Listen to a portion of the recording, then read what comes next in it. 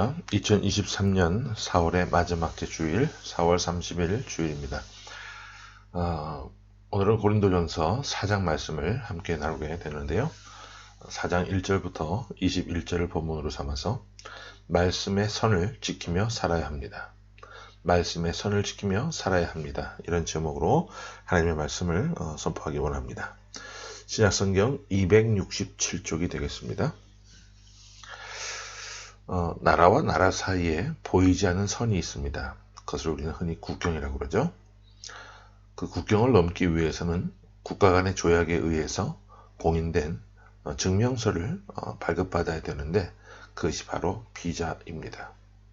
만약 비자가 없다라고 한다면 그런 비자가 만료가 되거나 또 잃어버린 상태에서 다른 나라에 오랫동안 체류하게 되면 불법 체류자가 되게 되고 적발되는 즉시 추방을 당하게 되죠.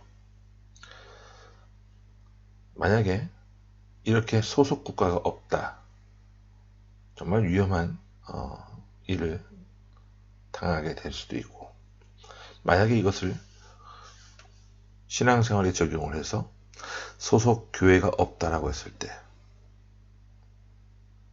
더 나아가서 하나님의 백성임에도 불구하고 하나님 나라에 소속된 그런 모습이 전혀 없다라고 한다면 이건 정말 위험한 일이라는 거예요.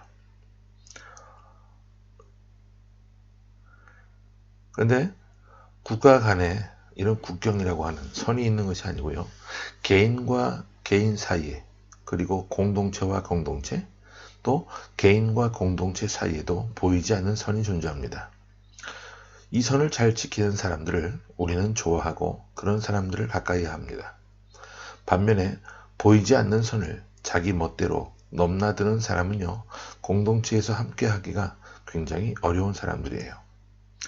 윗사람과 아랫사람 사이에, 또 직장 상사와 부하 직원들 사이, 또 개인과 개인 사이에, 친구와 동료들 사이에, 공동체 일원들 사이에도 분명 보이지 않는 선이 존재합니다. 하나님과 우리 인간 사이에도 선이 있어요. 지켜야 될 선이 있다는 겁니다. 이 지켜야 될 선이 무엇이냐? 이것을 우리는 흔히 말씀이라고 합니다. 기록된 하나님의 말씀. 우리는 이 말씀의 선을 잘 지켜야 돼요. 하나님의 말씀을 살펴보게 되면 하라고 말씀하신 것도 있고 절대로 해서는 안 된다고 금지된 것들도 기록이 되어 있는 것을 보게 됩니다. 그 금지된 것들을 넘어서게 될 때 우리는 이것을 죄라고 부르죠. 하나님께서는 죄를 짓는 인간들을 위해서 인간 스스로는 죄의 문제를 해결할 수 없기 때문에 하나님의 독생자 아들 예수 그리스도를 이 땅에 보내주셨습니다. 그 극진하고 놀라우신 사랑을 받았음에도 불구하고 하나님이 하지 말라고 한 그 죄의 선을 자기 멋대로 넘나드는 사람들, 이런 사람들을 하나님은 궁극적인 종말에 대해 반드시 심판하실 겁니다. 오늘 본문에 보면 사도 바울이 고린도 교회 초대 목회자로서 목양을 하면서 하나님께서 지켜야 될 선을 주신 것, 나는 이 말씀의 선을 넘어가지 않고 하나님께서 주신 그 말씀의 선 안에 머물렀다라고 자기 자신을 말하고 있는 것을 보게 돼요. 그리고 고린도 교회 성도들에게 너희도 하나님께서 원하시는 선 안에 머무르고 결단코 넘어가지 말라고 경고하면서 또 한편으로는 축복하고 있는 것을 보게 됩니다. 그러면 본문 6절 말씀부터 함께 보겠습니다. 자, 6절 시작.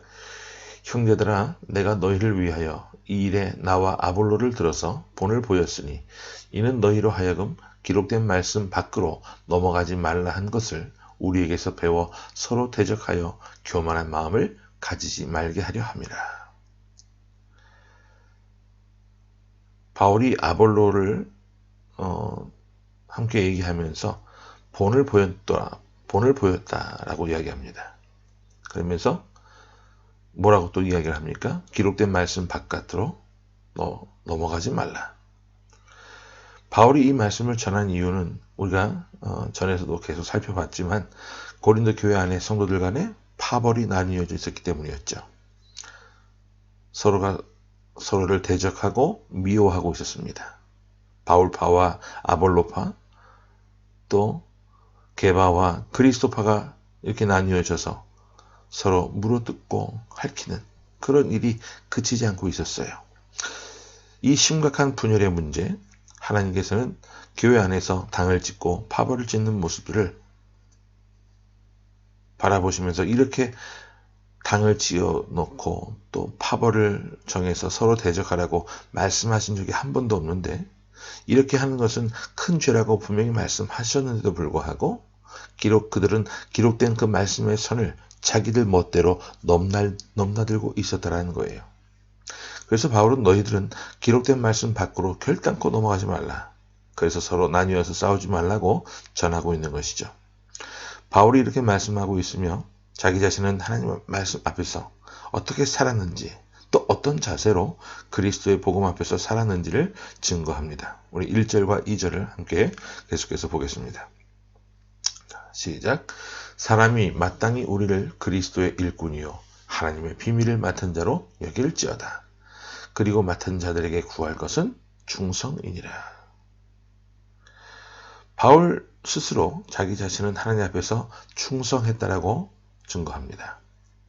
그가 만약 사람 앞에서 충성했다라고 한다면 고린도 교회 성도들의 마음을 얻기 위해서 사람 앞에서 충성했다라고 한다면 사람들이 파벌을 이루어서 바울을 따르는 사람들이 있었다라는 것에 대해서 굉장히 기뻐했을 것이고 열광했을 겁니다. 그리고 반면에 아볼로를 따르거나 게바를 따르는 사람들, 이런 사람들에 대해서는 심한 질투를 느꼈을 거예요. 그러나 바울은 사람을 위해서 충성한 것이 아니고 하나님께 충성했기 때문에 그런 사람이 자기를 따르는 것 이 자체가 상당히 부담스러웠고, 내 파로 나뉘어져서 교회가 하나 되지 않고 분열되는 것을 통탄하면서 지금 이 말씀을 기록하고 있는 겁니다. 오늘 우리가 충성이라고 하는 이 단어를 한번 살펴보면서 우리 자신에게 질문해 봤으면 좋겠어요. 우리는 지금 어디에 충성하고 있는 사람들인가? 하나님 말씀에 충성하는 사람인가? 아니면 사람에게 충성하고 있는가? 그것도 아니면 물질에 충성하고 있는가? 나는 어디에 충성하고 있는가? 한번 스스로에게 질문을 해보시기 바랍니다. 만약에 사람에게 충성하고 있다고 한다면 즉시 방향을 돌려서 하나님께 충성해야 될 것이고, 물질에 사로잡혀서 물질에 충성하고 있다고 한다면 그것 또한 바람직한 모습이 아니기 때문에 하나님 말씀 앞에 꿇어 엎드리는 모습이 있어야 됩니다. 어디에 충성하는가 하는 문제는 사람이 보기에는 즉시 분별하지 못하지만 하나님은 그 사람의 그 마음과 생각을 통달하시고 통찰하시는 분이시기 때문에 모든 것을 다 알고 계시는 분이에요. 정치인들이 흔히 하는 말이 있습니다. 국민을 위해서라고 이야기합니다. 국가를 위해서라고 이야기합니다. 항상 이 말을 입에 달고 다녀요. 하지만 그들의 행실을 자세히 뜯어고쳐 보면, 면밀히 살펴보게 되면 그들이 어디에 충성하고 있는지, 그들이 권력에 아첨하고 충성하고 있는 것인지, 정말 국민을 위해서, 국가를 위해서 헌신하고 있는지 보여지게 된다는 것이죠. 바울 스스로가 나는 하나님께 충성하는 자라고 지금 말하고 있는데요. 그렇기 때문에 그는 사람들의 사소한 말에 대해서 신경 쓰지 않겠다는 말을 합니다. 자, 3절과 4절을 봅니다. 시작. 너희에게나 다른 사람에게나 판단받는 것이 내게는 매우 작은 일이라. 나도 나를 판단하지 아니하노니 내가 자책할 아무것도 깨닫지 못하나 이로 말미암아 의롭다함을 얻지 못하노라. 다만 나를 심판하실 이는 주시니라.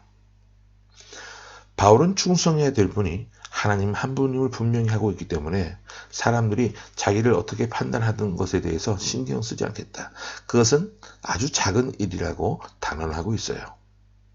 이렇게 되면 우리가 섬길 분이 하나님이심을 명백하게 분명히 확실하게 하고 나면 우리는 사람에게 매이지 않게 됩니다.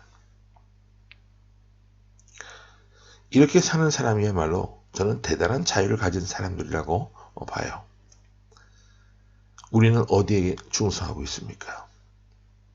하나님 말씀 앞에 충성할 수 있는 저와 여러분이 될 수 있기를 바랍니다. 그러면 나에 대해서 사람들이 이런저런 말을 하는 것에 대해서 별다른 관심을 갖거나 신경 쓰지 않게 될 겁니다.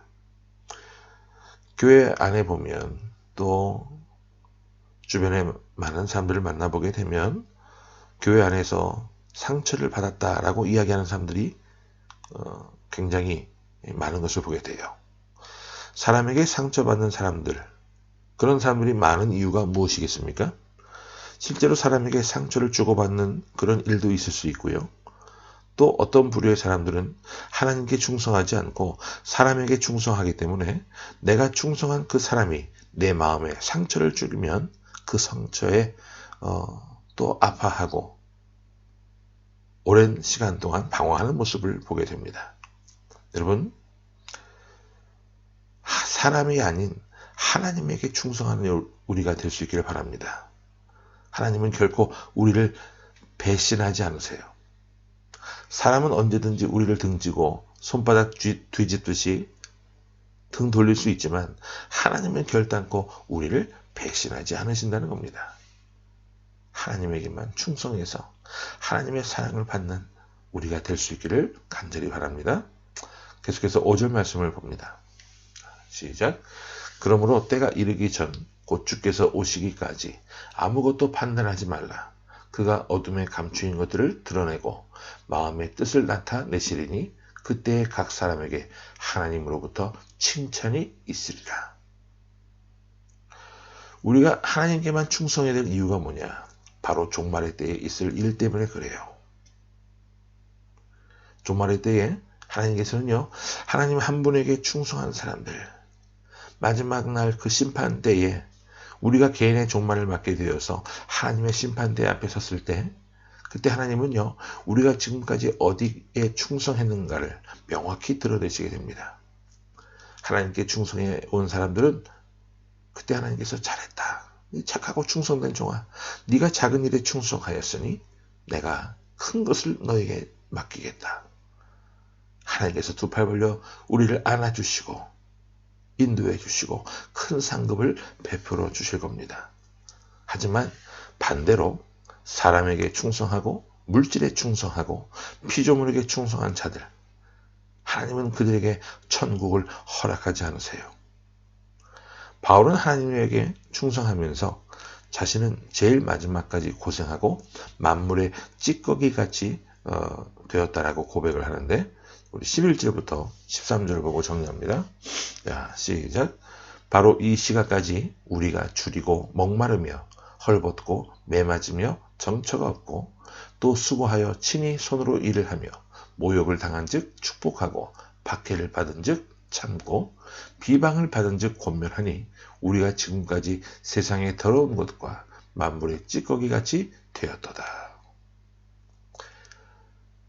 만물의 찌꺼기같이 되었어도 바울이 즐겁고 기쁘고 행복한 이유가 무엇입니까?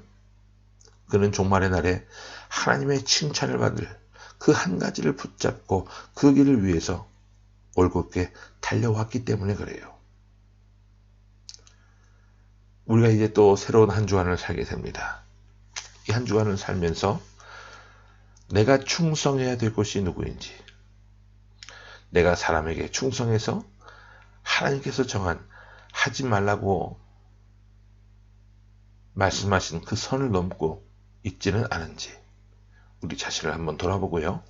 그 선을 넘지 않고 하나님 앞에 온전히 충성하는 그런 복되고 아름다운 삶의 모습을 갖게 되어지는 저와 여러분이 되기를 간절히 주 이름으로 축원합니다.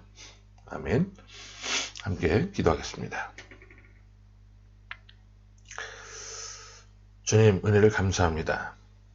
우리가 이 땅에 살면서 지키며 살아야 할 것이 참 많은데, 사람의 신의도 중요하지만 하나님 말씀의 선을 지키며 살아갈 수 있는 그런 신실한 하나님의 백성들이 될 수 있도록 하나님 도와주옵소서.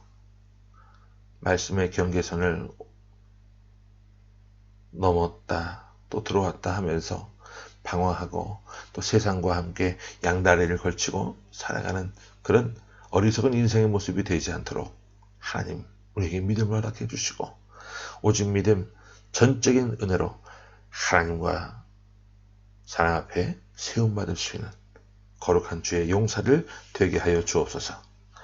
또 한 주간을 살아갑니다. 하나님, 이 한 주간도 말씀의 선을 앞세워 말씀의 선을 지키며 승리하는 삶이 될 수 있도록 하나님 저희와 동행하여 주옵소서. 살아계신 예수 그리스도의 이름으로 감사하며 간절히 기도하옵나이다. 아멘.